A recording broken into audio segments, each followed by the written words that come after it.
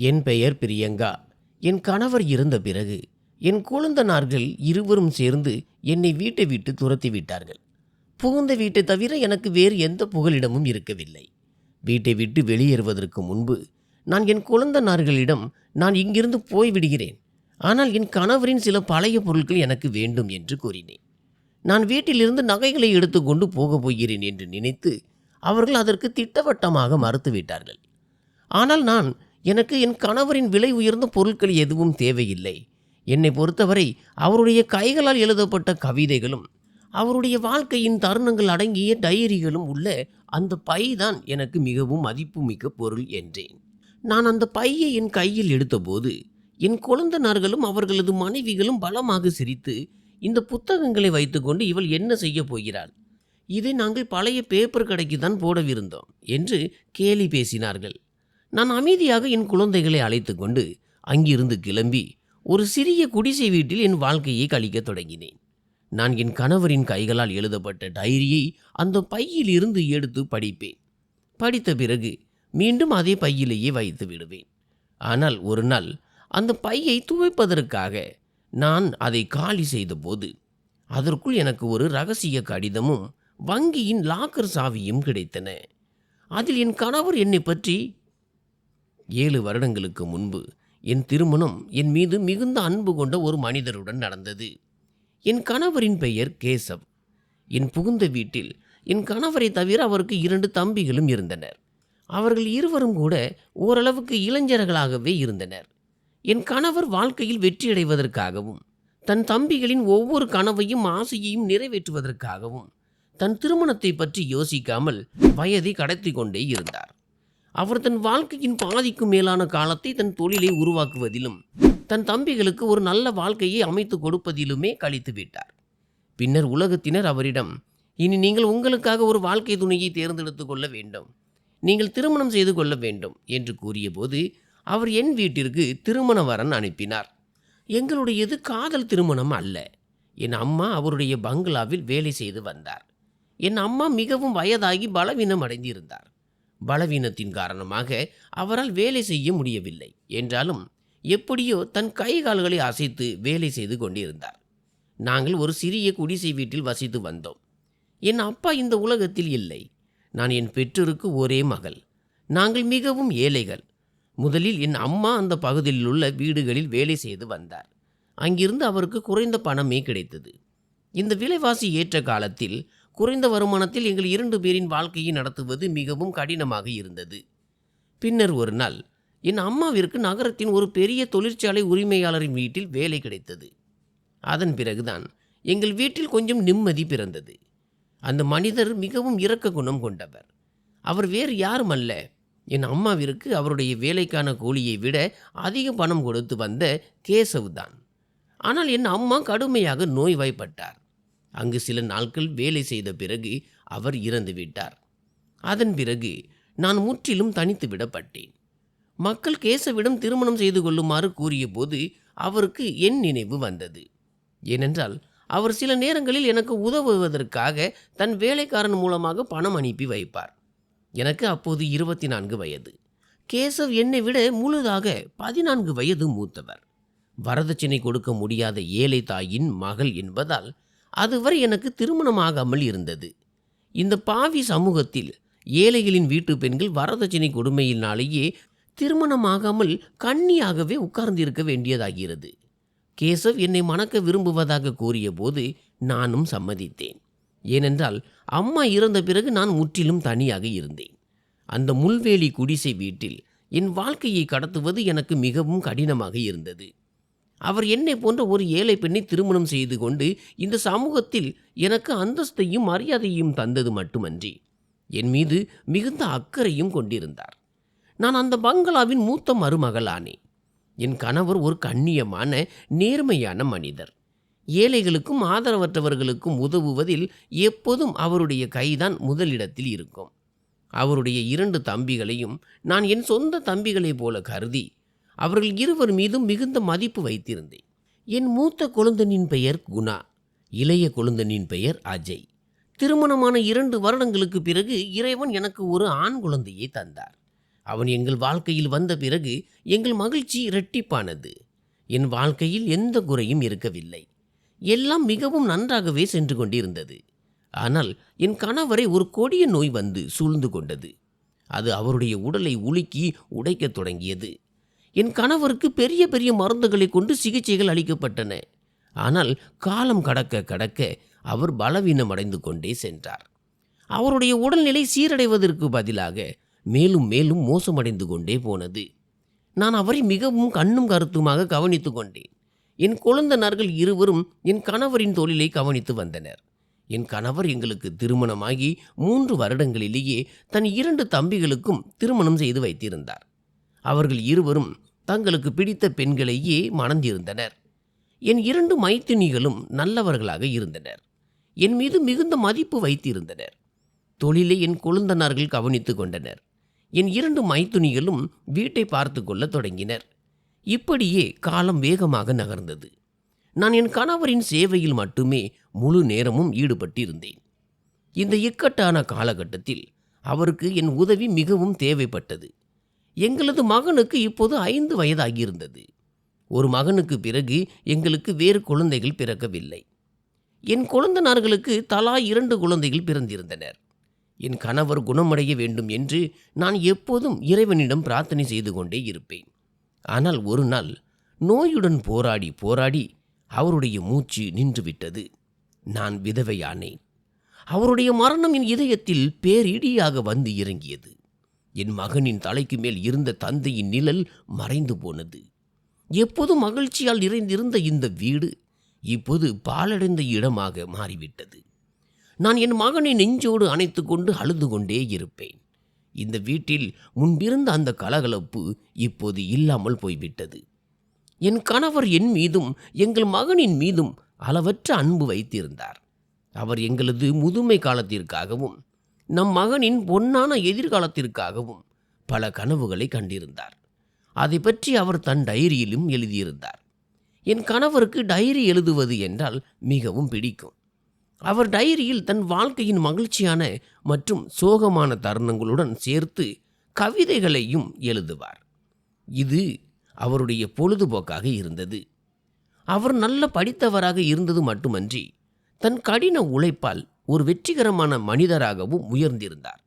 ஆனால் அவர் ஒருபோதும் அதற்காக தலைகணம் கொண்டதே இல்லை. இந்த வீட்டில் இருந்த ஒவ்வொரு மனிதரும் என் கணவர் மீதும் என் மீதும் மிகுந்த மதிப்பு வைத்திருந்தனர்.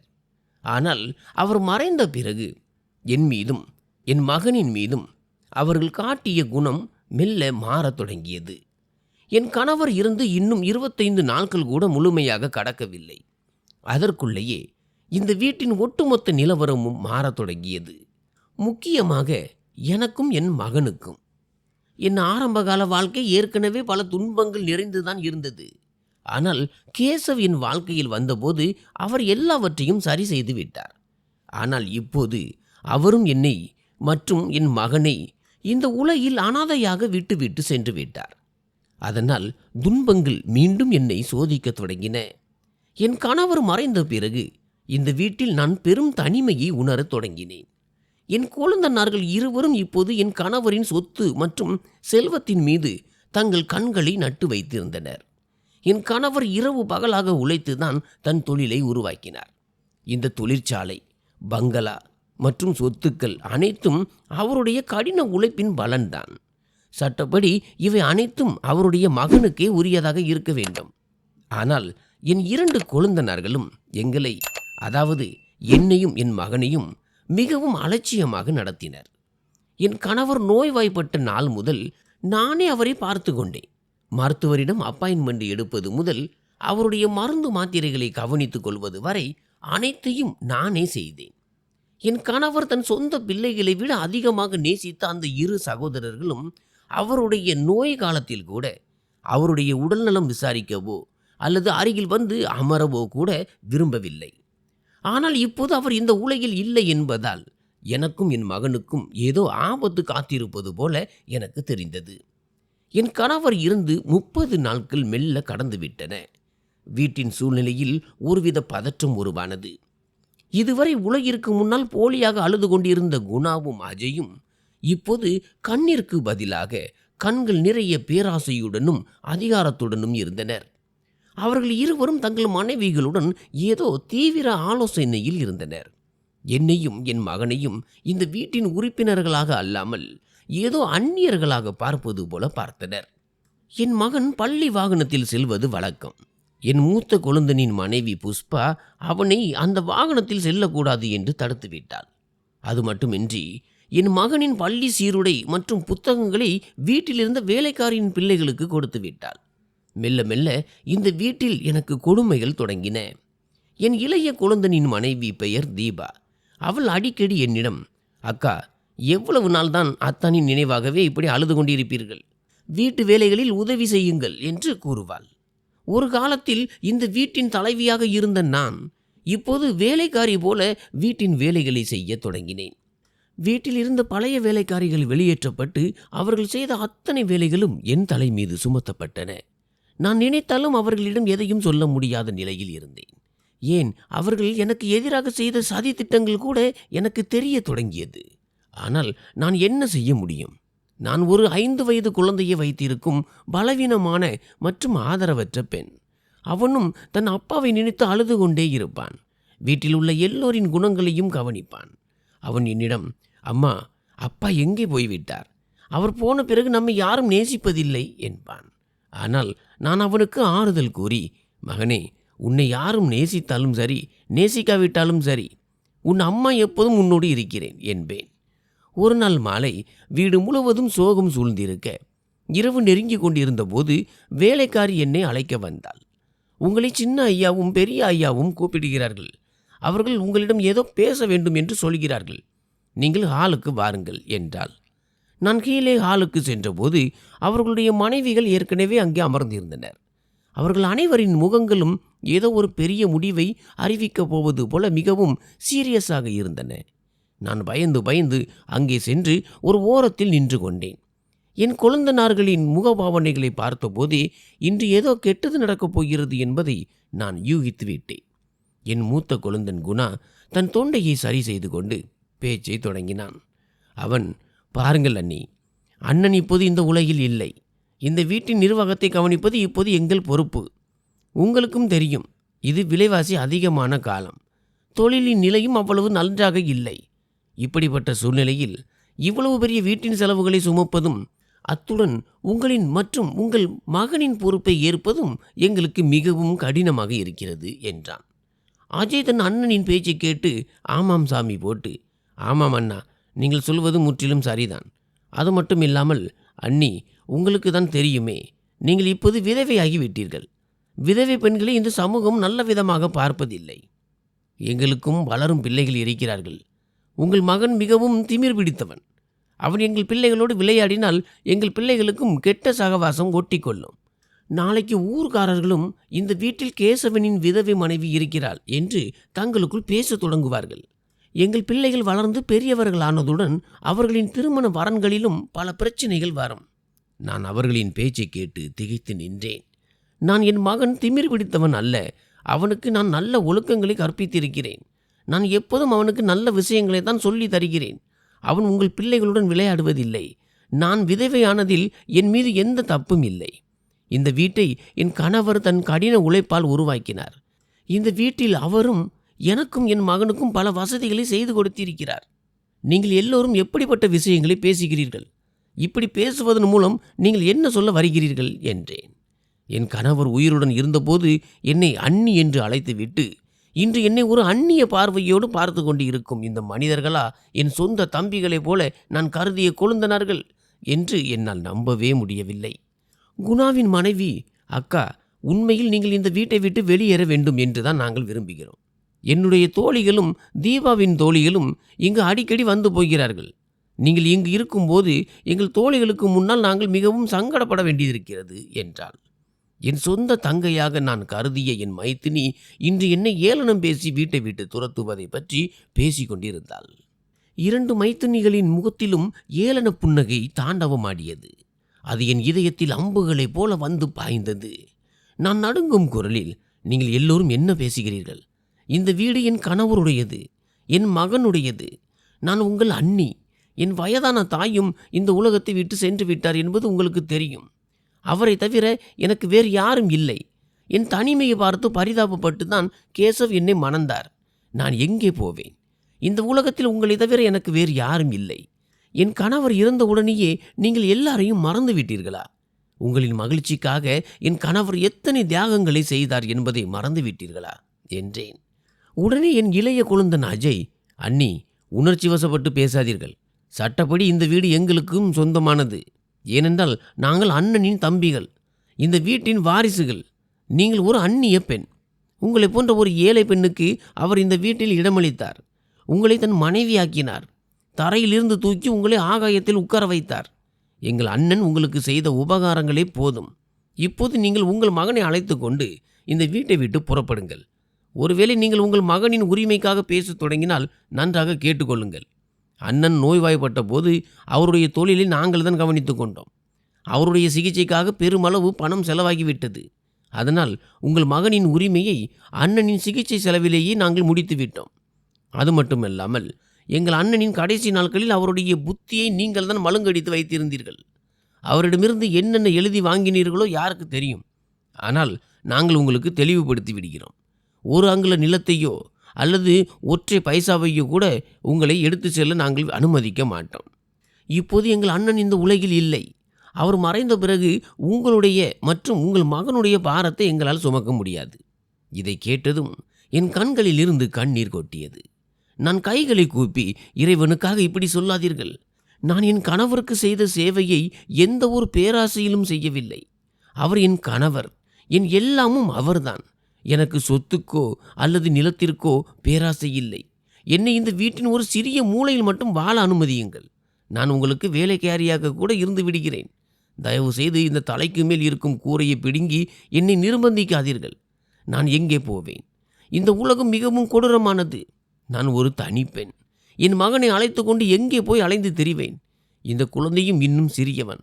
இவனை தூக்கி கொண்டு நான் எங்கே போவேன் என்றேன். ஆனால் அந்த பார நெஞ்சம் கொண்ட மனிதர்களிடம் என் கண்ணீருக்கு எந்த பலனும் இல்லை. புஷ்பா ஏளன தொனியில், அடடா, இங்கே வேலைக்காரியாக இருந்துவிட்டு அப்புறம் மெல்ல மெல்ல ஒட்டுமொத்த வீட்டையும் கைப்பற்றப் போகிறாயா? உன்னுடைய தந்திரத்தை நாங்கள் நன்றாகவே அறிவோம். நீ அப்பாவி போல நடித்து எங்கள் கணவர்களை உணர்ச்சி வசப்பட வைக்கிறாய். ஆனால் அது நடக்காது. நீ இந்த வீட்டை விட்டு வெளியேறியே தீர வேண்டும். அதுவும் இன்றே, இப்பொழுதே என்றாள். குணாவும் அஜயும் அவளது பேச்சிற்கு ஆதரவாக நின்று தங்களின் இறுதி முடிவை அறிவித்தனர். நீங்கள் உங்களுடைய பொருட்களை மூட்டை கட்டி கொண்டு கிளம்புவதற்கு தயாராகுங்கள். நான் அழுது கொண்டு கெஞ்சு கொண்டு இருந்தேன். அப்போது அஜய், பாருங்கள் அண்ணி, எங்களிடம் வீணாக பேச நேரமில்லை. இந்த வீட்டை விற்றுவிட்டு நாங்கள் இருவரும் எங்களுக்கான பங்கை எடுத்துக்கொள்வது என்று முடிவெடுத்து விட்டோம். அதோடு எங்கள் தொழில்களையும் தனித்தனியாக பிரித்து கொள்ளப் போகிறோம். அதனால் உங்களுக்கு இந்த வீட்டில் எந்த இடமும் இல்லை. உங்களுடைய பொருட்களை எடுத்துக்கொண்டு எங்கே போக வேண்டுமோ அங்கே போங்கள். நீங்கள் எங்கே போவீர்கள் என்று எங்களுக்கு தெரிய வேண்டிய அவசியம் இல்லை. ஏதேனும் உறவினர் வீட்டிற்கு போங்கள் அல்லது ஏதேனும் அனாதை இல்லத்தில் தங்குங்கள். அது உங்களுடைய பிரச்சனை, எங்களுடையது அல்ல என்றான். நான் என் கணவரின் தம்பிகளின் முகங்களை பார்த்தேன். அங்கே எனக்கு இரக்கத்தின் சுவடு கூட எங்கும் தென்படவில்லை. இனி இந்த மனிதர்களிடம் கெஞ்சுவதில் எந்த பயனும் இல்லை என்பதை நான் புரிந்து கொண்டேன். என் மகனும் பயந்து போய் என் கால்களை கட்டி கொண்டிருந்தான். இவர்களின் இரத்தம் உறைந்து போயிருந்தது. உறவுகளின் கயிறும் அருந்து போயிருந்தது. நான் என் கண்ணீரை துடைத்து கொண்டு ஒரு பெருமூச்சு விட்டேன். எனக்குள் இருந்த பலவீனமான பெண் திடீரென்று எங்கோ மறைந்து விட்டாள். அவளுக்கு பதிலாக சுயமரியாதையும் கௌரவமும் நிறைந்த கேசவனின் மனைவி அங்கே உருவெடுத்தாள். நான் என் மகனை மடியில் தூக்கி கொண்டேன். தலையை நிமிர்த்தி என் 2 குழந்தைகளையும் பார்த்து, சரி, நீங்கள் இதைத்தான் விரும்புகிறீர்கள் என்றால் நான் இங்கிருந்து போய்விடுகிறேன். நான் உங்களுக்கு ஒரு பாரமாக இருக்க மாட்டேன். ஆனால் நினைவில் வைத்துக் கொள்ளுங்கள், இன்று நீங்கள் என்னை இந்த வீட்டை விட்டு துரத்தினீர்கள். இந்த வீட்டிற்கு நீங்கள் வாரிசு என்றால் என் மகனும் இதற்கு வாரிசுதான். என் கணவர் எப்போதும் தன் மகனின் பொன்னான எதிர்காலத்திற்காக வேண்டிக் கொள்வார். நான் போகிறேன், ஆனால் என் உரிமையை நான் விட்டு கொடுக்க மாட்டேன். எனக்கான தீர்ப்பை இனி மேல் இருக்கிறவன் பார்த்து கொள்வான். குணா அவமதிக்கும் துணியில் சிரித்து கொண்டு, அட ஆமாம், போ போ, பெரிய இவள் வந்து விட்டாள். உரிமையை விட்டு கொடுக்க மாட்டானாம்.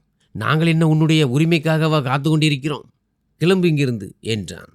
நான் அங்கிருந்து திரும்பி செல்ல தொடங்கினேன். அப்போது தீபா, இந்த பாரு, இந்த வீட்டிலிருந்து எந்த ஒரு விலை உயர்ந்த பொருட்களையும் உன்னுடன் எடுத்து செல்லக்கூடாது, ஜாக்கிரதை, உன்னுடைய பொருட்களை நாங்கள் சோதனையிடுவோம் என்றாள். நான் எனக்கு உங்களுடைய செல்வத்தின் மீதோ நகைகளின் மீதோ எந்த ஆசையும் இல்லை. உங்களுடைய இந்த காகித கப்பல்களை நீங்களே பத்திரமாக வைத்திருங்கள். என் கணவரின் அந்த பையை தவிர இந்த வீட்டிலிருந்து நான் எதையும் எடுத்து செல்ல மாட்டேன் என்றேன். அஜய் சந்தேக பார்வையோடு என்னை பார்த்து, என்ன இருக்கிறது அந்த பையில்? ஒருவேளை அண்ணனின் பணப்பையை பற்றி பேசுகிறாயோ என்று கேட்டான். நான் இல்லை என்று தலையசைத்து, அந்த பையில் அவர் தன் கைகளால் எழுதிய டைரிகள் இருக்கின்றன. அவருக்கு டைரி எழுதும் பழக்கம் எவ்வளவு பிடிக்கும் என்பது உங்களுக்கு நினைவிருக்கும். அவருடைய பல டைரிகள் அந்த பையில் தான் சேகரித்து வைக்கப்பட்டுள்ளன. எனக்கு அது மட்டும்தான் வேண்டும். அது என் கணவரின் கடைசி அடையாளம். அதை எடுத்து செல்வதிலிருந்து என்னை யாராலும் தடுக்க முடியாது. அதன் மீது எனக்கு முழு உரிமை இருக்கிறது என்றேன். புஷ்பா, சரி சரி, எடுத்து செல். ஆனால் அறையிலிருந்து எந்த ஒரு விலை உயர்ந்த பொருளையோ அல்லது நகையையோ நீ எடுத்து செல்லக்கூடாது என்பதை நினைவில் வைத்துக்கொள் என்றாள். நான் நிம்மதியான தொனியில், இல்லை, என் மீது நம்பிக்கை வையுங்கள். உங்களுக்கு விருப்பம் இருந்தால் அந்த பையை சோதித்து பார்த்து கொள்ளுங்கள். அதில் என் கணவர் தன் கைகளால் எழுதிய கவிதை புத்தகங்களும் சில டைரிகளும் மட்டும்தான் இருக்கின்றன. எனக்கு அது மட்டும்தான் வேண்டும். அதன் பிறகு நான் இங்கிருந்து போய்விடுகிறேன் என்றேன். இதை கேட்டதும் அங்கே ஒரு நிமிடம் அமைதி நிலவியது. அவர்கள் அனைவரும் ஒருவரை ஒருவர் பார்த்து கொண்டனர். பின்னர் குணா சிரித்து கொண்டே, அந்த பழைய பேப்பர் தான் உனக்கு வேண்டுமா? சரி, எடுத்துக்கொண்டு போ. அட, என் அன்பு பைத்தியக்கார அண்ணியே, கேட்பதற்கு வேறு ஏதாவது கேட்டிருக்கலாம் அல்லவா? பணம் கேட்டிருந்தால் கூட நாங்கள் யோசித்திருப்போம். ஆனால் உனக்கு புத்தியே இல்லை. சரி, இதனால் எங்களுக்கு என்ன நஷ்டம் வரப்போகிறது? நீ போன பிறகு அந்த அறையை சுத்தம் செய்யும்போது எப்படியும் அண்ணனின் அந்த புத்தகங்கள் அனைத்தையும் பழைய பேப்பர் கடைக்காரரிடம்தான் கொடுக்கவிருந்தோம். நீ எடுத்து செல்ல விரும்பினால் எடுத்து செல், எங்களுக்கு எந்த ஆட்சேபனையும் இல்லை. ஆனால் ஜாக்கிரதை, இதை தவிர ஒரு ஊசியை கூட நீ எடுத்தால் உனக்கு மரியாதை இருக்காது என்றான். நான் அவர்களின் பேச்சிற்கு எந்த பதிலும் சொல்லாமல் அமைதியாக என் மகனை அழைத்து கொண்டு என் அறையை நோக்கி நடந்தேன். எங்கே நான் என் வாழ்க்கையின் மிகவும் நிம்மதியான மற்றும் என் கணவருடன் கழித்த மறக்க முடியாத தருணங்களை வாழ்ந்தேனோ அந்த அறையை நோக்கி சென்றேன். அறையின் கதவை திறந்த உடனேயே என் கணவரின் அதே நறுமணம் எனக்கு வீசியது. அது அவருடைய வாசனை திரவியமும் மருந்துகளும் கலந்த ஒரு வாசனை. என் கண்கள் மீண்டும் கண்ணீரால் நிறைந்தன. என் கணவர் உயிருடன் இருந்தபோது அறை எப்படி இருந்ததோ அப்படியே தான் இப்போதும் இருந்தது. என் கணவர் நோய்வாய்ப்பட்டது முதல் நான் இந்த அறையில் தான் அவருக்கு பணிவிடை செய்து வந்தேன். என் மகன் வேறு அறையில் தூங்குவான். ஆனால் என் கணவர் இறந்த பிறகு நான் இந்த அறைக்கு மீண்டும் வரவில்லை. என் மகனுடன் அவனுடைய அறையிலேயே தூங்கிக் கொண்டிருந்தேன். இந்த அறையின் படுக்கை காலியாக இருந்தது. பக்கத்து மேஜை மீது மருந்து பாட்டில்களும் மாத்திரை உரைகளும் வைக்கப்பட்டிருந்தன. மூலையில் இருந்த பெரிய புத்தக அலமாரியில் என் கணவரின் புத்தகங்கள் இருந்தன. அலமாரிக்குள் அந்த பை வைக்கப்பட்டிருந்தது. அதில் அவருடைய மிக முக்கியமான பொருட்கள் இருந்தன. இந்த கவிதைகளையும் டைரிகளையும் அவர் உயிருக்கு மேலாக நேசித்தார். அவர் என்னிடம், பிரியங்கா, நான் ஏன் டைரி எழுதுகிறேன் என்றால், என் வாழ்க்கையின் கதையை நம் மகன் வளர்ந்த பிறகு படித்து பார்க்க வேண்டும். நான் எப்படி இந்த நிலைக்கு உயர்ந்தேன் என்பதை அவன் தெரிந்து கொள்ள வேண்டும். அவன் என் உழைப்பை மதிக்க வேண்டும். அவனும் ஒரு கடின உழைப்பாளியாகவும் நேர்மையான மனிதனாகவும் வளர வேண்டும். நீ என் கவிதைகளையும் டைரிகளையும் பத்திரமாக பார்த்துக்கொள். இவற்றை ஒருபோதும் வீணடித்து விடாதே என்று கூறுவார். அந்த நேரத்தில் எனக்கு அவருடைய வார்த்தைகளின் ஆழம் புரியவில்லை. ஆனால் இன்று இந்த உலகமே என்னை தனிமையில் தவிக்க விட்ட போது என் கணவரின் வார்த்தைகள் எனக்கு நினைவுக்கு வந்தன. நான் நடுங்கும் கைகளால் அந்த பையை எடுத்து என் நெஞ்சோடு அணைத்து கொண்டேன். என் கணவரையே நான் நேரில் சந்திப்பது போன்ற ஒரு உணர்வு எனக்கு ஏற்பட்டது. எனக்குள் ஒரு விவரிக்க முடியாத சக்தியும் அமைதியும் வந்து இறங்கியது. நான் தனியால் இல்லை என்று எனக்கு தோன்றியது. என் மகனும் அந்த இறைவனும் என்னோடு இருக்கிறார்கள். என் கணவரின் ஆசீர்வாதங்கள் எங்களோடு இருக்கின்றன. நான் கண்ணீர் மல்க அந்த அறையை ஒரு முறை சுற்றி பார்த்தேன். எந்த அறையில் நான் என் கணவருக்கு பணிவிடை செய்தேனோ, எங்கே என் கணவருடன் அழகான பல தருணங்களை கழித்தேனோ, அந்த அறை இப்போது எனக்கு அந்நியமாகிவிட்டிருந்தது. நான் மெதுவான அடிகளுடன் மீண்டும் வெளியே நடந்து வந்தேன். அவர்கள் அனைவரும் நான் எப்போது போவேன் என்று ஆவலோடு காத்து கொண்டிருந்தனர். என் கைகளில் நினைவுகள் நிறைந்த என் கணவரின் அந்த பை இருப்பதை அவர்கள் பார்த்தனர். அஜய் சிரித்து கொண்டே, எடுத்துக்கிட்டியா உன்னோட புதையலை? கிளம்பு இப்போ, இனிமேல் எப்பவுமே திரும்பி இந்த பக்கம் வந்திடாதே என்றான். நான் அவர்களை பார்த்தேன். என் பார்வையில் கோபமோ ஆதங்கமோ இல்லை, மாறாக ஒருவித பரிதாபம் மட்டுமே இருந்தது. அவர்களின் புத்தியை நினைத்து நான் வருத்தப்பட்டேன். இன்று என்னை இந்த வீட்டை விட்டு வெளியே தள்ளும் அந்த வாசலை நோக்கி திரும்பினேன். நான் என் மகனின் கையை பிடித்து கொண்டு என் கணவரின் பையை தோளில் மாட்டிக்கொண்டு அந்த பெரிய நுழைவாயிலை அடைந்தேன். அங்கிருந்த வாட்ச்மேன் தன் தலையை குனிந்து கதவை திறந்தான். அவனுடைய கண்களிலும் கண்ணீர் இருந்தது. ஏனென்றால் என் குணத்திற்கும் நேர்மைக்கும் அவனே சாட்சியாக இருந்தான். நான் வாசற்படியை தாண்டி சாலையில் கால் பதித்தேன். மாலையின் அந்த இருள் இப்போது இரவின் அடர்ந்த கருமையாக மாறிக்கொண்டிருந்தது. என் மகன் ஷாமிற்கு பயமாக இருந்தது. நான் அவனை என் நெஞ்சோடு அணைத்து கொண்டேன். குளிர்ந்த காற்று வீசிக்கொண்டிருந்தது. எனக்கு தங்குவதற்கு இடம் என்று எதுவுமே இல்லை. ஆனால் என் நெஞ்சோடு ஒட்டியிருந்த என் மகன்தான் என் மிக பெரிய பலமாக இருந்தான். பின்னால் இருந்த வீட்டின் கதவு எனக்காக மூடப்பட்டு விட்டது. அது என் கணவருடன் நான் வாழ்ந்த கடந்த காலத்திற்கும் எனக்கும் இடையே என்றென்றைக்குமாக ஒரு சுவரை எழுப்பிவிட்டது. நான் வெறும் கையோடு நின்றேன். பணம் இல்லை, நகைமில்லை, தலைக்கு மேல் கூரையும் இல்லை. இருந்தாலும் நான் தான் எல்லோரையும் விட பெரும் செல்வந்தரியாக உணர்ந்தேன். ஏனென்றால் என் கணவரின் மிக விசேஷமான அடையாளத்தை என்னுடன் எடுத்து வந்திருந்தேன். என் மகனுக்கு பசித்தது, ஆனால் என்னிடம் காசு இல்லை. என் துரதிர்ஷ்டத்தை நினைத்து அழுது கொண்டே என் மகனுக்கு மீண்டும் மீண்டும் ஆறுதல் கூறினேன். மகனே, கொஞ்சம் பொறுத்துக்கொள், எல்லாம் சரியாகிவிடும். எங்களின் அடுத்த விடியல் எங்கே இருக்கும் என்று எனக்கு தெரியவில்லை. ஆனால் அந்த இறைவனே எங்களுக்கு ஒரு வழியை காட்டுவான் என்று நான் நம்பினேன். அவர்கள் என்னை வீட்டை விட்டு துரத்திவிட்டு தாங்கள் ஜெயித்து விட்டதாக நினைத்து கொண்டார்கள்.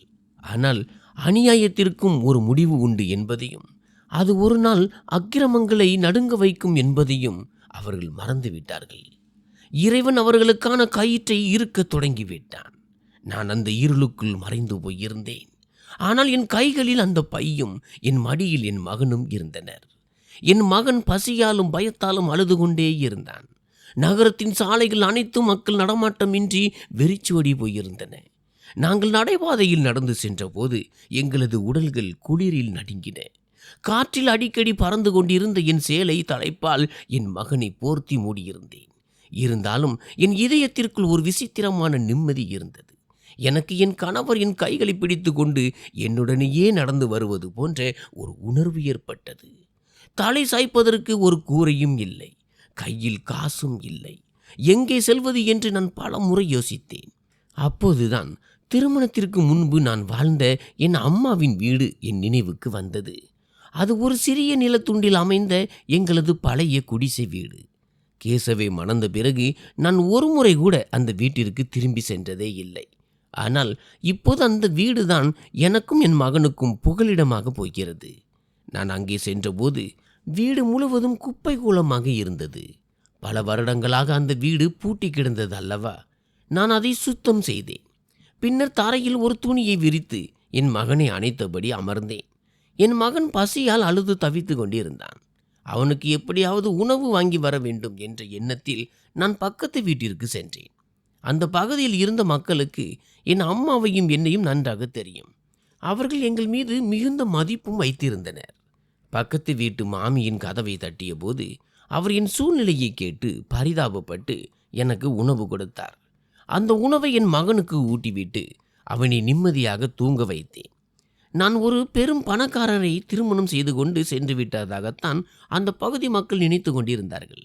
ஆனால் என் கணவர் இறந்து விட்டதையும் என் குழந்தனார்கள் என்னை வீட்டை விட்டு துரத்தி விட்டதையும் அறிந்தபோது அவர்கள் என் மீது மிகுந்த அனுதாபம் கொண்டனர். என் குழந்தனார்களின் இந்த இரக்கமற்ற குணத்தை கண்டித்து வருந்தினர். அந்த பகுதியில் பெரும்பாலும் ஏழை எளிய மக்கள் தான் வசித்து வந்தனர். அவர்களின் வருமானம் குறைவாகவும் வீடுகள் சிறியதாகவும் இருந்ததாலும் அவர்களின் இதயம் மிகவும் பெரியதாக இருந்தது. அவர்கள் அனைவரும் என் அம்மாவை மிகவும் மதித்ததால் யாராவது ஒருவர் தினமும் தங்கள் வீட்டிலிருந்து எனக்கு உணவு கொடுத்து விட்டு சென்றனர். என் மீது அக்கறை காட்டிய அந்த மக்களுக்கு நான் மிகவும் கடமைப்பட்டிருந்தேன். ஆனால் நான் இவர்களின் உதவியிலேயே எவ்வளவு காலம்தான் வாழ முடியும்? இப்போது என் வாழ்க்கையின் புதிய தொடக்கம் இந்த சிறிய குடிசை வீட்டிலிருந்து ஆரம்பமாகிவிட்டது. அக்கம் பக்கத்தினருக்கு ஒரு பாரமாக இருக்கக்கூடாது என்று நான் தீர்க்கமாக முடிவெடுத்தேன். அந்த பகுதியில் உள்ள ஏழை பிள்ளைகளுக்கு நான் டியூஷன் சொல்லிக் கொடுக்க தொடங்கினேன். அத்துடன் தையல் வேலையையும் செய்ய ஆரம்பித்தேன். என் மகன் அடிக்கடி தன் பழைய பங்களா வீட்டை பற்றி நினைத்து கொண்டிருப்பான். நான் அவனிடம், மகனே, இனி அந்த வீடு நம்முடையது அல்ல என்று புரிய வைத்தேன். அவன் முன்போல் விளையாடுவதில்லை, யாரிடமும் அதிகமாக பேசுவதும் இல்லை. நம் வாழ்க்கையில் எல்லாமே மாறிவிட்டது என்பதை அவனும் புரிந்து கொண்டான். முன்பு நாங்கள் சாப்பிட்ட உணவும் இப்போது சாப்பிடும் உணவும் முற்றிலும் வேறாக இருந்ததால் என் மகனின் வயிறு கூட சரியாக நிறைவதில்லை. ஏனென்றால் மிகவும் சிரமப்பட்டுதான் 2 வேளைக்கான சாப்பாட்டை நாங்கள் சாப்பிட்டு வந்தோம். பல நேரங்களில் நாங்கள் பட்டினியாக கூட இருக்க வேண்டியிருந்தது. இருந்தாலும் நான் என் மகனை எப்போதும் மகிழ்ச்சியாக வைத்திருக்க முயன்றேன். நான் தினமும் என் மகனுடன் வீட்டிலேயே இருந்து அவனுக்கு புதிய புதிய விளையாட்டுகளை கற்றுக் கொடுத்தேன். அவனுக்கு அதிக நேரத்தை செலவழித்து அவனுடைய அப்பாவின் குறை அவனுக்கு தெரியாதவாறு பார்த்து கொண்டேன். நான் என் கணவரின் புத்தகங்களையும் டைரிகளையும் படிக்கும் போதெல்லாம் என் கணவர் என்னுடனேயே இருப்பது போன்ற ஒரு உணர்வு எனக்கு ஏற்படும். நான் அழுது கொண்டே இறைவனிடம் பிரார்த்தனை செய்வேன். இறைவனிடம் என் இன்ப துன்பங்களை பகிர்ந்து கொண்டு பின்னர் என் வேலைகளில் மூழ்கி விடுவேன். ஒரு காலத்தில் மென்மையாகவும் பஞ்சு போலவும் இருந்த என் கைகள் இப்போது கடின உழைப்பால் சொரசொரப்பாக மாறிவிட்டன. ஆனால் என் ஆன்மா தூய்மையடைந்தது. என் வாழ்க்கையில் ஒரு விசித்திரமான அமைதி குடியேறியது. ஆனால் மறுபுறம் அந்த பங்களாவில் பெரும் புயலே வீச தொடங்கியிருந்தது. குணாவும் அஜயும் என்னை வீட்டை விட்டு துரத்திய பிறகு நிம்மதி பெருமூச்சு விட்டனர். தாங்கள் இப்போது சுதந்திரமாகி விட்டதாகவும் ஒட்டுமொத்த சொத்திற்கும் தாங்களே தனி முதலாளிகள் என்றும் அவர்கள் நினைத்தனர். தங்களை கேட்கவோ தடுக்கவோ யாரும் இல்லை, சொத்தில் பங்கும் இல்லை என்று இருமாப்புடன் இருந்தனர். அவர்கள் செய்த முதல் வேலை என் கணவரின் பழைய மற்றும் அனுபவம் வாய்ந்த மேனேஜரை வேலையை விட்டு தூக்கியதுதான். ஏனென்றால் அவர் அந்த 2 சகோதரர்களையும் தவறான பாதையில் செல்ல விடாமல் தடுத்து தொழிலை நேர்மையாக நடத்துமாறு அறிவுரை கூறி வந்தார். என் மூத்த குழந்தன் தொழிற்சாலையின் அனைத்து பொறுப்புகளையும் தானே கவனிக்க தொடங்கினான். ஆனால் அவனுடைய எண்ணத்தில் பேராசை இருந்தது. அவன் ஒரே இரவில் பெரும் பணக்காரராக மாற விரும்பினான். தன் அண்ணனின் கடின உழைப்பை அவன் ஒரு பொருட்டாகவே மதிக்கவில்லை. அவன் பல வருடங்களாக இருந்த நம்பிக்கையான விநியோகஸ்தர்களை கைவிட்டு தனக்கு ரகசியமாக கமிஷன் கொடுக்கும் புதிய மற்றும் தவறான மனிதர்களுடன் தொடர்பு வைத்து கொள்ள தொடங்கினான். அஜய் ஆரம்பத்தில் இருந்தே ஊர் சுற்றும் ஊதாரியாகத்தான் இருந்தான். அவனுக்கு ஏற்கனவே பல ஊர் சுற்றி நண்பர்கள் இருந்தனர். அவர்களுடன் பழகுவதை என் கணவர் தடுத்து வந்தார். ஆனால் இப்போது அவனை கேட்பதற்கோ திருத்துவதற்கோ யாருமே இல்லை. அவனுக்கு மது அருந்துவதும் கேளிக்கை விருந்துகளில் மிதப்பதும் சாதாரணமான ஒன்றாக மாறிவிட்டது. அவர்களின் மனைவிகளும் ஆடம்பரமாக பணத்தை வாரி இறைப்பதில் மும்முரமாக இருந்தனர். விலை உயர்ந்த நகைகள், பிராண்டட் ஆடைகள், ஆடம்பர விருந்துகள் என அவர்களின் அன்றாட வாழ்க்கை மாறியது. அந்த 2 மைத்துனிகளும் ஒருவரை ஒருவர் தாழ்த்தி தங்களை உயர்ந்தவர்களாக காட்டிக்கொள்வதற்காக போட்டி போட்டுக்கொண்டு பணத்தை வாரி இறைத்தனர். நான் என் மகனுடன் மிகவும் மகிழ்ச்சியாக இருந்தேன். இத்தகைய ஏழ்மையிலும் என் துக்கங்கள் எனக்கு மிகவும் சிறியதாகவே தெரிந்தன. ஆனால் என் கணவர் தன் இரத்தத்தையும் வியர்வையும் சிந்தி உருவாக்கிய நேர்மையின் அடித்தளத்தில் அமைந்த அந்த தொழில் அவருடைய தம்பிகளால் அலட்சியமாக சீரழிய தொடங்கியது. தொழிற்சாலையின் லாபம் வருவது நின்று போய் மாறாக நஷ்டம் ஏற்பட தொடங்கியது. இயந்திரங்கள் சரியாக பராமரிக்கப்படாததால் வேலை முடங்கியதுடன் மார்க்கெட்டில் அவர்களின் பெயரும் கெடத் தொடங்கியது. 2 சகோதரர்களும் இந்த நஷ்டத்தை ஈடுகட்டுவதற்காக பேங்கில் பெரும் கடன் வாங்க தொடங்கினர். இதெல்லாம் சாதாரண விஷயம்தான் என்றும் விரைவில் தாங்கள் எல்லாவற்றையும் சரி செய்து விடுவோம் என்றும் அவர்கள் நினைத்தனர். ஆனால் கடன் என்பது ஒரு புதைகுழி போன்றது. மனிதன் அதில் எவ்வளவு தூரம் கால் கைகளை அசைக்கிறானோ அவ்வளவு தூரம் உள்ளே மூழ்கி விடுவானே தவிர அவனால் வெளியே வர முடியாது. மெல்ல மெல்ல கடனின் பாரம் அதிகரித்து கொண்டே சென்றது. வருமானமோ சுருங்கியது. நேற்று வரை குணா மற்றும் அஜயின் பின்னால் சுற்றி திரிந்தவர்கள் இப்போது தங்களுடைய பணத்தை கேட்டு வற்புறுத்த தொடங்கியதுடன் வீட்டின் வாசலில் வந்து சண்டை போடவும் ஆரம்பித்தனர். சந்தையில் அவர்களின் மரியாதை முற்றிலுமாக அழிந்தது. விநியோகஸ்தர்கள் கடனுக்கு பொருட்கள் தருவதை நிறுத்திவிட்டனர்.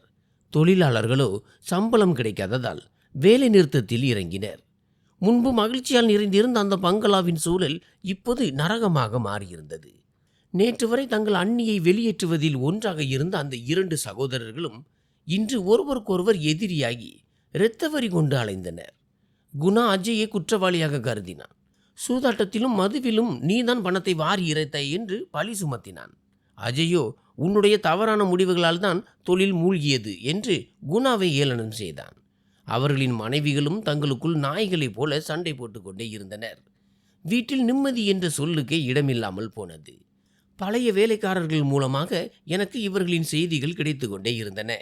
அனாதைகளையும் ஆதரவற்றவர்களையும் கொடுமைப்படுத்துபவர்களுக்கு இறைவன் நிச்சயம் தகுந்த பாடம் புகட்டுவான் என்பதை நான் அறிவேன். காலம் கடந்தது. இறுதியில் இறைவன் தன் கயிற்றை இழுக்கும் அந்த நாளும் வந்தது. அவர்களுக்கான அவகாசமும் முடிந்தது. வங்கிகளும் கடன் கொடுத்தவர்களும் பங்களாவையும் தொழிற்சாலையையும் ஜப்தி செய்வதற்கான நோட்டீஸை அனுப்பினர். இந்த செய்தி நகரத்தில் காட்டு தீ போல பரவியது. எந்த பங்களாவை குணாவும் அஜயும் தங்களின் பேரரசாக கருதி பெருமகிழ்ச்சி அடைந்தார்களோ அது இப்போது ஏலத்திற்கு வரவிருந்தது. அவர்கள் எவ்வளவோ கைகால்களை அசைத்து போராடி பார்த்தனர்.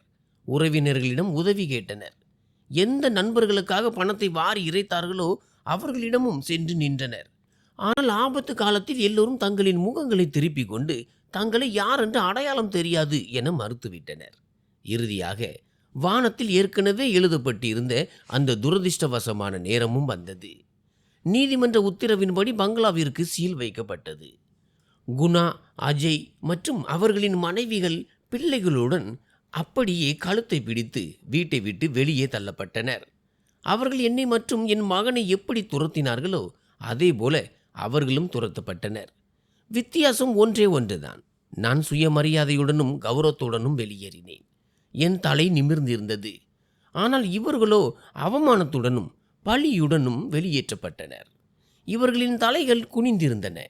அவர்களிடம் தலை சாய்ப்பதற்கு ஒரு இடம் கூட இருக்கவில்லை. நேற்று வரை விலை உயர்ந்த ஆடைகளை அணிந்து வந்த அவர்களின் மனைவிகள் இன்று சாலையில் அமர்ந்து அழுது கொண்டே தங்கள் கணவர்களை சபித்து கொண்டிருந்தனர். அவர்கள் ஒரு ஒற்றை பைசாவுக்கு கூட வழி இல்லாமல் தெரு தெருவாக அலைந்து திரிந்து கொண்டிருந்தனர்.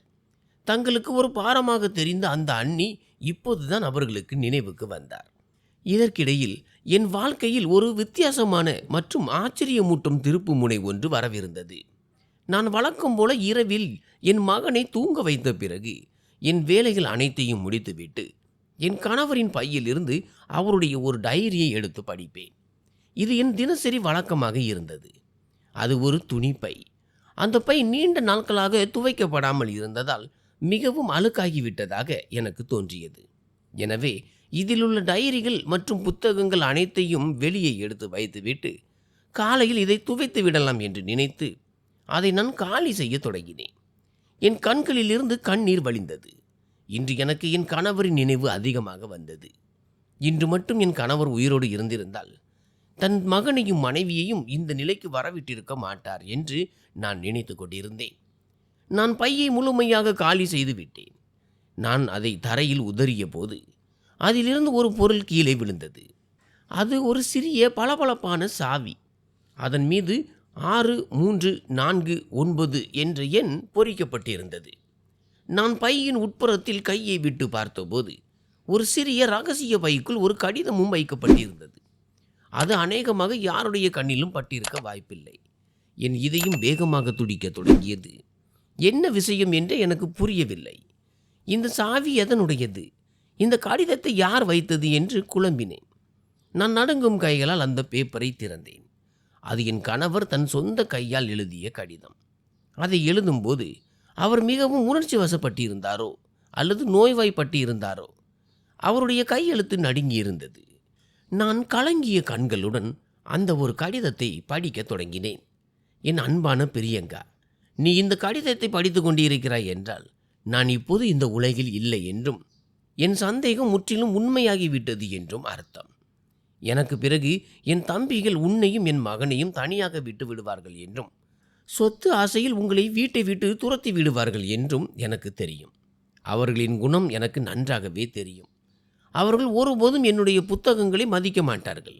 ஏனென்றால் அவர்களின் இதயங்களில் பேராசை என்ற ஒன்று துருபிடித்து விட்டது. அவர்கள் உலக ஆடம்பரங்களில் தொலைந்து போயிருக்கிறார்கள். ஆனால் என் மனைவி என் நினைவுகளை தன் நெஞ்சோடு அணைத்து பாதுகாப்பாள் என்றும், என் மகனையும் கண்ணும் கருத்துமாக கவனித்துக் கொள்வாள் என்றும் நான் முழுமையாக நம்பினேன். நான் என் வாழ்க்கையில் நிறைய சம்பாதித்தேன். ஆனால் என் மிகப்பெரிய மற்றும் உண்மையான சம்பாத்தியம் என் மகன்தான். என் அன்பு நீதான். என் தம்பிகள் எனக்கு ஏமாற்றத்தையே தந்தனர். என் நோய் காலத்தில் நீ மட்டுமே எனக்கு பணிவிடை செய்தாய். அவர்கள் என் நலன் கூட விசாரிக்கவில்லை. உன்னுடைய சேவையால் நீ என்னை விலை கொடுத்து வாங்கிவிட்டாய். நான் மறைந்த பிறகு அவர்கள் உன்னை மிகவும் துன்புறுத்துவார்கள். உன்னை சாலையில் கொண்டு வந்து நிறுத்தி விடுவார்கள். அதனால்தான் நான் உயிருடன் இருக்கும்போதே உனக்கும் நம் மகனுக்கும் ஒரு ஏற்பாட்டை செய்துவிட்டேன். உனக்கு கிடைத்துள்ள இந்த சாவி நகரத்தின் மிகப்பெரிய பேங்கின் ஒரு தனிப்பட்ட மற்றும் இரகசிய லாக்கருடையது. அதன் நம்பர் இதிலேயே எழுதப்பட்டுள்ளது. இந்த லாக்கரை நான் உன் பெயரில் மட்டுமே எடுத்திருந்தேன். இதற்கான உயில் வங்கியிலும் உள்ளது. இதில் உனக்குரிய அனைத்து உரிமைகளும் உள்ளன. ஒருவேளை அதற்கும் மேலாக இருக்கலாம். இது உன்னுடைய பொறுமை, சேவை மற்றும் விசுவாசத்திற்கு பிரதியுபகாரமாக கிடைத்த பரிசு. மேலும் இறைவன் ஒருபோதும் யாருடைய உரிமையையும் பறிப்பதில்லை என்பதற்கான சான்று இது. போய் உனக்கும் உன் மகனுக்குமான உரிமையை பெற்றுக்கொள். என் மகனை மிகவும் கண்ணும் கருத்துமாக கவனித்துக்கொள். அவனை ஒரு நல்ல மனிதனாக வளர்த்து ஆளாக்கு. இப்படிக்கு உன் கணவர் கேசவ். இந்த கடிதத்தை படித்ததும் என் கண்களில் இருந்து கண்ணீர் கொட்டியது. என் கணவர் எங்கள் இருவரை பற்றியும் எவ்வளவு தூரம் சிந்தித்து வைத்திருந்தார் என்பதை என்னால் நம்பவே முடியவில்லை. நான் ஆதரவற்றவளாகிவிட்டேன், என் மகனும் அனாதையாகிவிட்டான் என்றுதான் நான் நினைத்து கொண்டிருந்தேன். ஆனால் அவனுடைய அப்பா இறப்பதற்கு முன்பே எங்களுக்கு ஒரு புகலிடத்தை உருவாக்கி எங்களை பாதுகாத்து கொண்டிருந்தார். நான் நீண்ட நேரம் அங்கேயே அமர்ந்து அழுது கொண்டிருந்தேன். நான் அந்த சாவியையும் கடிதத்தையும் என் கைக்குள் இறுக்கமாக பிடித்து கொண்டு எழுந்தேன். இப்போது எனக்குள் ஒரு புதிய தைரியமும் நம்பிக்கையும் பிறந்திருந்தது. இந்த சாவி வெறும் செல்வத்திற்கான சாவி மட்டுமல்ல, மாறாக நான் இழந்த என் மரியாதையையும் அந்தஸ்தையும் மீட்பதற்கான சாவி என்பதை நான் அறிந்திருந்தேன். நான் அடுத்த நாளே என் மகனை அழைத்து கொண்டு வங்கிக்கு சென்றேன். நான் அங்கிருந்த மேனேஜரை சந்திக்க முயன்றபோது அங்கிருந்த வங்கி ஊழியர்கள் என் தோற்றத்தை பார்த்து என்னை தடுக்க முயன்றனர். ஆனால் நான் அவர்களிடம் என் கணவரை பற்றி சொன்னதும் அவர்கள் என்னை உடனே உள்ளே அழைத்தனர். மேனேஜர் என் கணவரை நன்றாக அறிவார். அவர் மீது மிகுந்த மதிப்பும் வைத்திருந்தார். நான் அவரிடம் சாவியையும் கடிதத்தையும் காட்டிய போது மேனேஜர் உடனே பதிவேடுகளை சரிபார்த்து விசாரித்தார். அது முற்றிலும் உண்மையாக இருந்தது. என் கணவர் என் பெயரில் ஒரு விஐபி லாக்கரை எடுத்திருந்தார். மேலும் அதை என்னை தவிர வேறு யாருக்காகவும் திறக்கக்கூடாது என்ற கடுமையான உயிலையும் எழுதியிருந்தார். மேனேஜர் மிகுந்த மரியாதையுடன் என்னை அழைத்து கொண்டு பெரிய பெரிய லாக்கர்கள் இருந்த பலத்த பாதுகாப்பு நிறைந்த அந்த பகுதிக்கு சென்றார். என் இதயம் வேகமாக துடித்து கொண்டிருந்தது. என் குழந்தனார்களின் துரதிர்ஷ்டத்தை நினைத்து எனக்கு வருத்தமாகவும் இருந்தது. மேனேஜர் ஒரு பெரிய லாக்கரின் முன்னால் சென்று நின்றார். அதன் மீது சாவியில் இருந்த அதே எண் எழுதப்பட்டிருந்தது. அவர் தன்னிடம் இருந்த மாஸ்டர் கீயை போட்டுவிட்டு என்னை என் சாவியை போடுமாறு கூறினார். என் கைகள் நடுங்கின. நான் இறைவனின் பெயரை சொல்லி சாவியை உள்ளே நுழைத்து திருப்பினேன். ஒரு சிறிய சத்தத்துடன் லாக்கரின் கனமான கதவு திறந்தது. நான் அதை சொந்தமாக பார்ப்பதற்காக மேனேஜர் மரியாதையுடன் பின்வாங்கினார். நான் முன்னேறி சென்று லாக்கரின் உட்புறத்தை பார்த்தேன். என் வாயிலிருந்து திடீரென அலறல் சத்தம் வரவிருந்தது. ஆனால் நான் அதை அடக்கி கொண்டு அப்படியே உறைந்து நின்றேன். உள்ளே இருந்த காட்சியோ என் கற்பனைக்கும் அப்பாற்பட்டதாக இருந்தது. இக்கட்டான காலத்திற்கு உதவும் வகையில் சில நகைகளோ அல்லது சிறிதளவு பணமோ தான் இருக்கும் என்று நான் நினைத்திருந்தேன். ஆனால் இங்கே ஒரு புதிய உலகமே அடங்கியிருந்தது. லாக்கர் முழுவதும் பணக்கட்டுகளால் நிறைந்திருந்தது. அதில் ரூபாய் நோட்டுகள் மட்டுமன்றி தங்க பிஸ்கட்டுகளும் வைர நகைகளும் தங்களின் பிரகாசத்தால் கண்களை கூச வைத்தன. ஆனால் இவை எல்லாவற்றையும் விட அங்கே ஒரு ஃபைல் வைக்கப்பட்டிருந்தது. அது என் கணவர் ரகசியமாக தயார் செய்திருந்த ஆவணங்கள் ஆகும். அதன்படி அவர் எல்லோரிடமிருந்தும் மறைத்து வாங்கியிருந்த நகரத்தின் 3 பெரிய தொழிற்சாலைகளும் ஒரு பண்ணை வீடும் சட்டப்படி எனக்கும் என் மகனுக்கும் சொந்தமாக்கப்பட்டிருந்தன. இதை கண்டதும் என் கண்கள் ஆச்சரியத்தால் விரிந்தன. என் கணவரின் தம்பிகளால் ஒரு பாரமாக கருதப்பட்டு வீட்டை விட்டு துரத்தப்பட்ட நான் இன்று இந்த நகரத்தின் மிகப்பெரிய பணக்கார பெண்ணாக மாறியிருந்தேன். ஆனால் என் கண்கள் அந்த செல்வத்தின் மீது இருக்கவில்லை. மாறாக அங்கே வைக்கப்பட்டிருந்த அந்த உயில் ஆவணத்தின் மீது தான் இருந்தது. அதில் பெரிய எழுத்துக்களில் எழுதப்பட்டிருந்தது, பேராசையால் குருடாகி போகிறவர்கள் ஒரு நாள் வெறும் கையோடு தான் நிற்க நேரிடும்.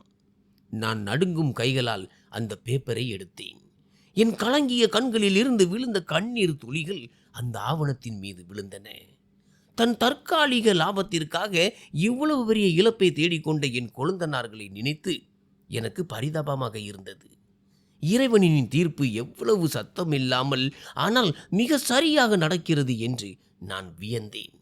நேற்று வரை தலை சாய்க்க ஒரு கூரைக்காக ஏங்கிய அதே பெண் இன்று கோடிகளுக்கு அதிபதியாகிவிட்டாள்.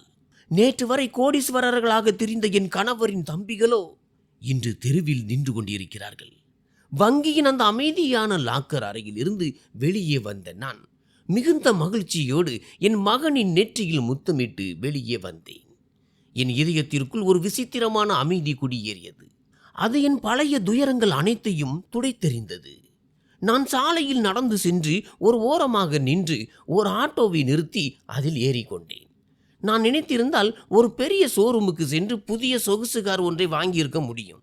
ஆனால் நான் ஆடம்பரம் காட்ட விரும்பவில்லை. பின்னர் நான் என் மகனை அழைத்து கொண்டு நேராக வக்கீல் ஐயாவின் அலுவலகத்திற்கு சென்றேன். அவருடைய பெயர் என் கணவரின் ஆவணங்களில் குறிப்பிடப்பட்டிருந்தது. என் கணவரின் மிக நெருங்கிய பழைய நண்பரான அந்த வழக்கறிஞர் என்னை பார்த்ததும் ஆச்சரியமும் மகிழ்ச்சியும் அடைந்தார். அவர் என்னிடம், கேசவ் இந்த சொத்துக்கள் அனைத்தையும் உங்கள் பெயரிலும் உங்களுக்கு பிறகு உங்கள் மகனின் பெயரிலும் எழுதி வைத்துள்ளார். நீங்களாகவே என்னை தேடி வரும் வரை இந்த ரகசியத்தை உங்களிடம் கூட சொல்லக்கூடாது என்று அவர் என்னிடம் சத்தியம் வாங்கியிருந்தார். ஏனென்றால் நீங்கள் வாழ்க்கையின் சோதனை களத்தில் வென்று ஒரு தங்கமாக மாற வேண்டும் என்றும் உங்கள் கொழுந்தனார்களின் உண்மையான முகத்தை நீங்கள் பார்க்க வேண்டும் என்றும் அவர் விரும்பினார் என்றார். வழக்கறிஞரின் வார்த்தைகளை கேட்டதும் என் கண்களில் கண்ணீர் முட்டியது. அவர் உடனே சட்டப்பூர்வமான நடவடிக்கைகளை தொடங்கி சட்டப்படி எனக்குரிய அத்தனை தொழிற்சாலைகளையும் பண்ணை வீட்டையும் என் வசம் ஒப்படைப்பதற்கான ஏற்பாடுகளை செய்தார். நான் செய்த முதல் வேலை என் அம்மாவின் அந்த பகுதிக்கு சென்றதுதான். எங்கே நான் என் இக்கட்டான காலத்தை கழித்தேனோ அங்கே சென்றேன். எனக்கு உதவிய அந்த ஏழை எளிய மக்கள் அனைவருக்கும் அவர்களின் சிறிய குடிசை வீடுகளை காங்கிரீட் வீடுகளாக மாற்றிக்கொள்வதற்கான பெருமளவு பண உதவி செய்தேன். இதன் மூலம் வரவிருக்கும் மழை காலத்தில் அவர்களின் வீட்டு கூரையிலிருந்து தண்ணீர் ஒழுகாமல் அவர்கள் நிம்மதியாக வாழ முடியும். பின்னர் குணாவாலும் அஜயாலும் அவமானப்படுத்தப்பட்டு வேலை நீக்கம் செய்யப்பட்ட என் கணவரின் பழைய விசுவாசமான வேலைக்காரர்களை தேடி கண்டுபிடித்தேன். நான் அவர்களின் வீடுகளுக்கே நேரடியாக சென்று அவர்களுக்கு பண உதவி செய்ததுடன் மீண்டும் வேலைக்கு வருமாறு கேட்டுக்கொண்டேன். கேசவின் மனைவி தன் கணவரின் தொழிலை மீண்டும் தன் கையில் எடுத்துக்கொண்டு நடத்த தொடங்கிவிட்டார்.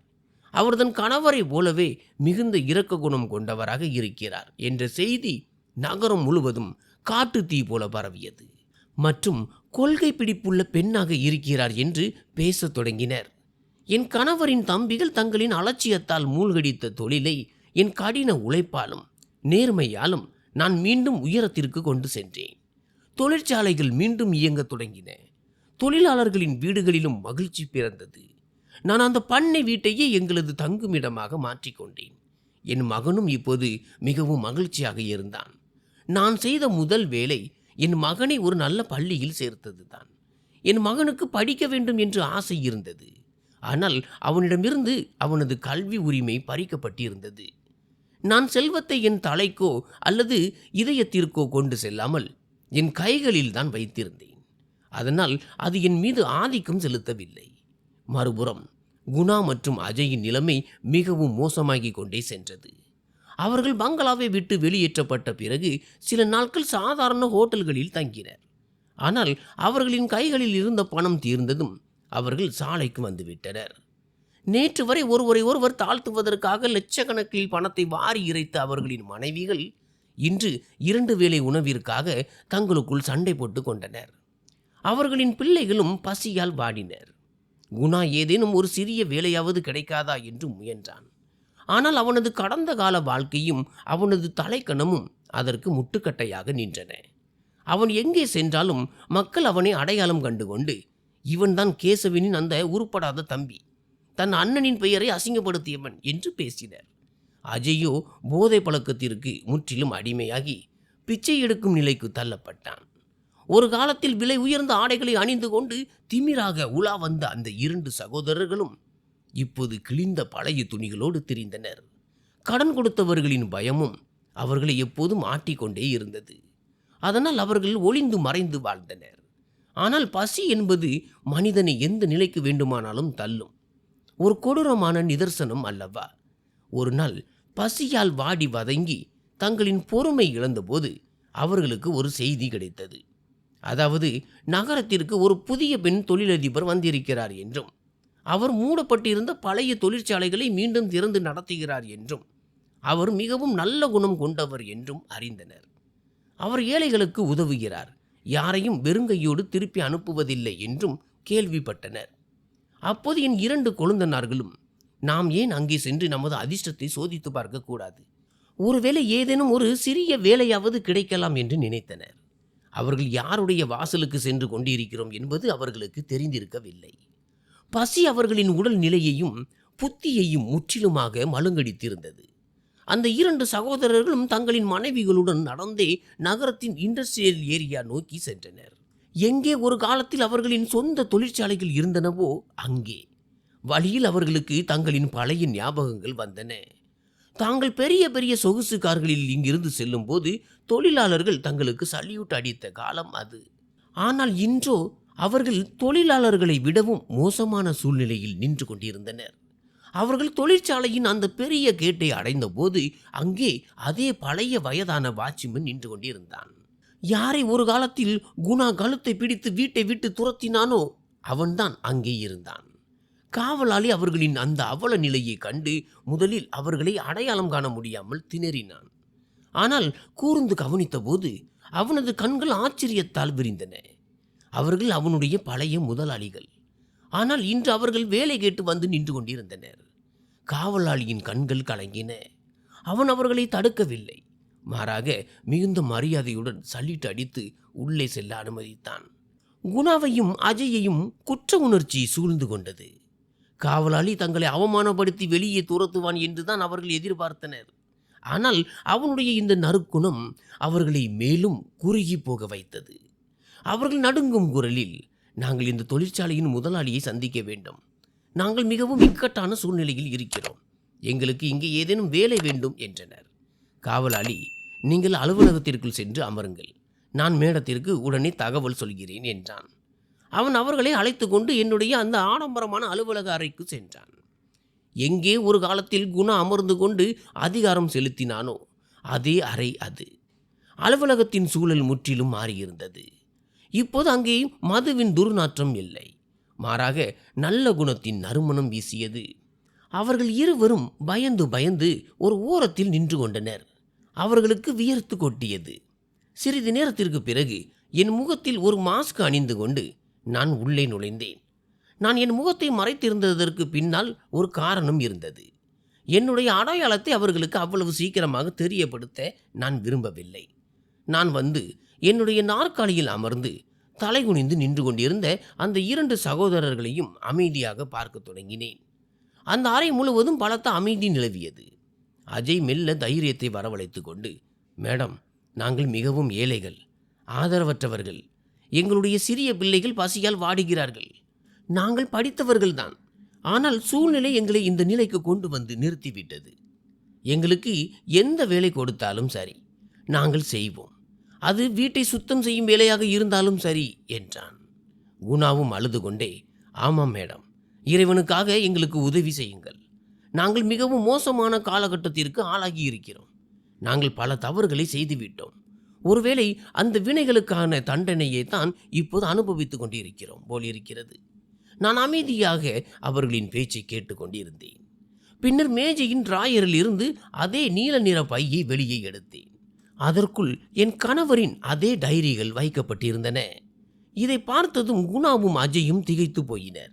இந்த பை எங்கேயோ பார்த்தது போல இருக்கிறது என்று அவர்கள் யோசித்தனர். அந்த கணமே நான் என் முகத்தில் இருந்த மாஸ்கை அகற்றினேன். குணா மற்றும் அஜயின் வாயிலிருந்து அலறல் சத்தம் வந்தது. அவர்கள் நிலை தடுமாறி பின்வாங்கினர். அவர்களுக்கு முன்னால் இருந்தது ஏதோ அந்நிய பெண் அல்ல, மாறாக தாங்கள் இரவின் இருட்டில் கழுத்தை பிடித்து வீட்டை விட்டு துரத்திய அவர்களுடைய கணவரின் டைரிகளையும் புத்தகங்களையும் மட்டுமே எடுத்து செல்ல அனுமதித்த அவர்களின் அண்ணனின் மனைவிதான் அங்கே அமர்ந்திருந்தாள். அவர்களை பார்த்தபோது என் கண்களில் கண்ணீர் முட்டியது. ஆனால் என் தலை பெருமிதத்துடன் நிமிர்ந்திருந்தது. குணாவும் அஜயும் சிலைகளைப் போல உறைந்து போயிருந்தனர். அவர்களின் நாக்குகள் பேச மறுத்து ஊமையாகிவிட்டன. இவள் அதே பலவீனமான பெண்தானா, அல்லது தாங்கள் ஏதேனும் கனவு காண்கிறோமா என்று அவர்களால் நம்பவே முடியவில்லை. நான் கம்பீரமான குரலில், என்னை அடையாளம் தெரிகிறதா? உங்களின் தோள்களில் இருந்து நீங்கள் தூக்கி எறிந்த அதே பாரம்தான் நான். நீங்கள் நிம்மதியாக வாழ்வதற்கு இடையூறாக இருக்கிறாள் என்று சொன்னீர்களே, அதே அண்ணி நான். யாருடைய உரிமையை நீங்கள் பறித்து கொண்டீர்களோ அதே மகனின் தாய் நான். இன்று இறைவன் உங்களுக்கு என்ன கதியை ஏற்படுத்தி இருக்கிறான் என்று பாருங்கள். அன்று நான் எந்த இடத்தில் நின்று கொண்டிருந்தேனோ இன்று நீங்கள் அங்கே நிற்கிறீர்கள். நான் இந்த நாற்காலியில் அமர்ந்திருக்கிறேன் என்றேன். என் பேச்சை கேட்டதும் அவர்களின் நிலைமை மிகவும் மோசமானது. அவர்கள் என் கால்களில் விழுவதற்காக முன்னோக்கி வந்தனர். ஆனால் நான் என் கையை உயர்த்தி அவர்களை தடுத்து நிறுத்தினேன். இல்லை, இனி என் அருகில் வராதீர்கள். என் கால்களில் விழ வேண்டாம். ஏனென்றால் மரியாதையையும் அவமானத்தையும் தருபவன் அந்த இறைவன்தான். நான் வெறும் சாதாரண மனித பெண் மட்டுமே என்றேன். பின்னர் என் கணவரின் பையில் இருந்து எனக்கு கிடைத்த அந்த சாவியை எடுத்து அதை காற்றில் அசைத்து காட்டினேன். இது என்னவென்று தெரியுமா? இது என் கணவர் எனக்காகவும் என் மகனுக்காகவும் விட்டு சென்ற சாவி. உங்களால் பழைய பேப்பர் என்று உதறி தள்ளப்பட்ட என்னுடைய புதையல் இது. நீங்கள் வெறும் பங்களாவிற்கும் சொத்திற்கும் பின்னால் ஓடினீர்கள். நானோ இந்த பழைய டைரிகளை இறுக பற்றி கொண்டேன். என்னை வெறும் கையோடு அனுப்பிவிட்டதாக நீங்கள் நினைத்தீர்கள். ஆனால் இந்த உலகத்தின் மிகப்பெரிய செல்வத்தை தான் நீங்கள் என்னிடம் கொடுத்திருக்கிறீர்கள் என்பது உங்களுக்கு தெரிந்திருக்கவில்லை. நீங்கள் பேராசையால் குருடாகிவிட்டீர்கள் என்று என் கணவர் முன்பே சொன்னார். ஏனென்றால் என் கணவரின் சிந்தனை உங்களின் சிந்தனையிலிருந்து முற்றிலும் மாறுபட்டதாக இருந்தது. அதனால்தான் அவர் தன் உண்மையான சொத்துக்களை என் பெயரில் எழுதி வைத்தார். அங்கே வைக்கப்பட்டிருந்த அந்த உயில் சாசனத்தை நான் படித்தேன். அதில் பேராசையால் குருடாகி போகிறவர்கள் ஒரு நாள் வெறும் கையோடு தான் நிற்பார்கள் என்று எழுதப்பட்டிருந்தது. பாருங்கள், இன்று நீங்கள் வெறும் கையோடு தான் நிற்கிறீர்கள். என் வார்த்தைகள் அவர்களின் இதயத்தை கிழித்தன. அவர்கள் கதறி அழத் தொடங்கினர். குணா அழுது கொண்டே, அண்ணி, எங்களை மன்னித்து விடுங்கள். நாங்கள் வழி தவறி விட்டோம். நாங்கள் உங்களுக்கு துரோகம் செய்து விட்டோம். அண்ணனுக்கும் துரோகம் செய்து விட்டோம். எங்களுக்கு என்ன தண்டனை கொடுக்க வேண்டுமோ கொடுத்து விடுங்கள். ஆனால் எங்களை ஒதுக்கி தள்ளிவிடாதீர்கள். நாங்கள் செத்து விடுவோம் என்றான். அஜயும் கெஞ்சி கொண்டே, அண்ணி, எங்களை உங்களின் காலடி செருப்பாக கூட வைத்துக் கொள்ளுங்கள். நாங்கள் உங்களுக்கு வேலைக்காரனாக இருக்கிறோம். தயவு செய்து எங்கள் பிள்ளைகள் மீது இரக்கம் காட்டுங்கள் என்றான். நான் ஒரு பெருமூச்சு விட்டு என் கண்களை துடைத்து கொண்டேன். என் குழந்தனார்கள் மீது என் இதயத்தில் இரக்கம் இருந்தது. ஆனால் அது வெறும் நீதிக்காக மட்டுமே இருந்தது. நான் உங்களை மன்னித்து விட்டேன். ஏனென்றால் என் இதயத்தில் வெறுப்பு என்ற பாரத்தை சுமந்து கொண்டு என்னால் வாழ முடியாது. என் கணவரின் ஆன்மாவையும் நான் வேதனைப்படுத்த விரும்பவில்லை. ஆனால் இந்த சொத்துக்களை என்னால் உங்களிடம் திருப்பி தர முடியாது. ஏனென்றால் இதற்கு தகுதியானவர்கள் நீங்கள் அல்ல, என் மகன்தான். நீங்கள் உங்கள் வாழ்க்கை முழுவதும் உங்கள் அண்ணனின் உழைப்பில் சுகபோகங்களை அனுபவித்தீர்கள். அவருடைய உழைப்பை நீங்கள் மதிக்கவும் இல்லை, போற்றவும் இல்லை. ஒருவேளை நான் இதையெல்லாம் உங்களிடம் திருப்பி தந்தால் நீங்கள் மீண்டும் பழையபடி பேராசை பிடித்த மனிதர்களாகவே மாறிவிடுவீர்கள் என்றேன். அவர்கள் இருவரும் தங்கள் தலைகளை குனிந்து கொண்டனர். அவர்கள் இருவருக்குமே நான் சொல்வது உண்மைதான் என்று தெரிந்திருந்தது. நான் தொடர்ந்து, உங்களை நான் தெருவிலும் விடமாட்டேன். ஏனென்றால் நீங்கள் என் கணவரின் தம்பிகள். உங்கள் நரம்புகளிலும் என் கணவரின் உடலில் ஓடிய அதே இரத்தம் தான் ஓடுகிறது. நான் உங்களுக்கு வேலை தருகிறேன். ஆனால் அது மேனேஜர் பதவியோ அல்லது அதிகாரி பதவியோ அல்ல. மாறாக ஒரு சாதாரண தொழிலாளி வேலை. நீங்கள் உங்கள் சொந்த உழைப்பில் சம்பாதிக்க வேண்டும். தொழிலாளர்களோடு சேர்ந்து நீங்களும் வேலை செய்ய வேண்டும். அப்போதுதான் உழைப்பின் மூலமாக பணம் சம்பாதிப்பது எவ்வளவு கடினம் என்பதும் ஏழைகளின் மதிப்பு என்ன என்பதும் உங்களுக்கு புரியும். உங்கள் மனைவிகளிடமும் வீட்டின் வேலைகளை அவர்களே செய்து கொண்டு எளிமையான வாழ்க்கை வாழுமாறு நீங்கள் சொல்ல வேண்டும். உங்கள் பிள்ளைகளின் கல்வி மற்றும் வளர்ப்பு செலவுகளை நானே ஏற்றுக்கொள்கிறேன். ஆனால் ஆடம்பரமாக வாழ்வதற்கு ஒரு பைசா கூட தரமாட்டேன். இது உங்களுக்கான சோதனை. இதுவே உங்களுக்கான தண்டனையும் கூட. ஒருவேளை நீங்கள் உங்களை மாற்றிக்கொண்டால் இறைவன் உங்களை மீண்டும் ஒரு நாள் வெற்றியடைய செய்யலாம். ஆனால் நீங்கள் பழைய எண்ணத்துடனேயே இருந்தால் என்னாலும் உங்களுக்கு எந்த உதவியும் செய்ய முடியாது என்றேன். குணாவும் அஜயும் என் முடிவை தலைவணங்கி ஏற்றுக்கொண்டனர். அவர்களுக்கு வேறு வழியும் இருக்கவில்லை.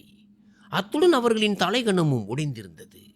நான் மணியை அடித்து மேலாளரை அழைத்து, இவர்கள் இருவரையும் தொழிற்சாலையின் பேக்கிங் பிரிவில் சேர்த்து கொள்ளுங்கள் மற்றும் தொழிலாளர்களை எப்படி நடத்துகிறீர்களோ அதே போல இவர்களையும் நடத்துங்கள் என்று உத்தரவிட்டேன். இரு சகோதரர்களும் என் அலுவலக அறையை விட்டு வெளியேறும்போது திரும்பி என்னை பார்த்தனர். நான் என் கணவரின் டைரிகள் நிறைந்த அந்த பையை என் நெஞ்சோடு அணைத்து கொண்டிருந்தேன். தங்களின் அண்ணனை போலவே தங்களின் அண்ணியும் எவ்வளவு பெரிய இதயம் கொண்டவர் என்பதை அவர்கள் அந்த கணத்தில் உணர்ந்தனர். தங்களின் அண்ணிக்கு முன்னால் தாங்கள் எவ்வளவு சிறியவர்கள் என்பதையும் அவர்கள் புரிந்து கொண்டனர். அவர்கள் வெறும் கையோடு தான் வந்திருந்தனர், வெறும் கையோடு தான் போகிறார்கள். ஆனால் இப்போது அவர்களிடம் ஒரு நம்பிக்கையும் தங்களை சீர்திருத்திக் கொள்வதற்கான ஒரு வாய்ப்பும் இருந்தது. நான் ஜன்னல் வழியாக வெளியே பார்த்தேன். அங்கே என் 2 கொழுந்தனார்களும் தொழிலாளர்களின் வரிசையில் நின்று கொண்டிருந்தனர். நான் இவை அனைத்தும் என் கணவரின் நேர்மைக்கு கிடைத்த பலன் என்பதை அறிந்திருந்தேன். என் வாழ்நாள் முழுவதும் அனாதைகளுக்கும் கைம்பெண்களுக்கும் உதவுவது என்றும் என் மகனை என் கணவரை போல ஒரு நேர்மையான மனிதனாக வளர்ப்பது என்றும் நான் உறுதி எடுத்தேன். என் வாழ்க்கை கதை எங்கள் நகரத்திற்கே ஒரு முன்மாதிரியாக மாறியது. உறவுகளை உடைப்பவர்கள் ஒரு நாள் தாங்களே உடைந்து போவார்கள். அவர்களின் வினைகளுக்கான தண்டனை அவர்களுக்கு நிச்சயம் கிடைக்கும். உண்மையான பலம் பழிவாங்குவதில் இல்லை, மாறாக மன்னிப்பதில்தான் இருக்கிறது என்பதை நான் நிரூபித்தேன். என் கொழுந்தனார்களுக்கு நான் மீனை உணவாக தராமல் அவர்களுக்கு மீன் பிடிக்க கற்றுக் கொடுத்தேன். இதன் மூலம் அவர்கள் மீண்டும் ஒரு நல்ல மனிதர்களாக மாற முடியும். இதுவே இந்த கதையின் மிகவும் அழகான முடிவாகும். செல்வத்தின் போதையில் அவர்கள் உறவுகளை உடைத்தார்கள். ஆனால் அந்த இறைவன் உடைந்த உறவுகளை ஒரு புதிய மற்றும் புனிதமான அடித்தளத்தில் மீண்டும் இணைத்து விட்டார். இந்த கதையின் மிகப்பெரிய பாடம் வினைகளின் பயனை அனுபவிப்பதுதான். இது பேராசையும் வஞ்சகமும் மனிதனை குருடாக்குவது மட்டுமல்லாமல் அவனால் மீள முடியாத ஒரு அழிவின் பள்ளத்தில் தள்ளிவிடும் என்பதை நமக்கு உணர்த்துகிறது. நன்றி.